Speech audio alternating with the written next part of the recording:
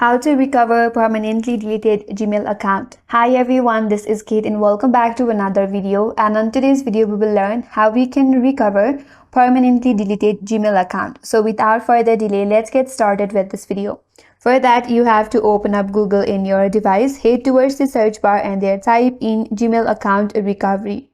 Once you land on the search results, tap on the first link, that is how to recover your Google account or Gmail. Once you land on this kind of interface, you have to scroll down, keep on scrolling, and under recover a deleted Google account, there is an option as recover your account or the link. So you have to tap on that link and that will take you to a different page. Once you're here, scroll down a bit and then tap on the link that says follow the steps to recover your account. So from here, you have to enter your Google account that you have deleted and you wish to recover. Once you type in your Gmail account, tap on the next button. On the next page, it will ask you to update your password, but if you don't want to do that, you can continue without updating.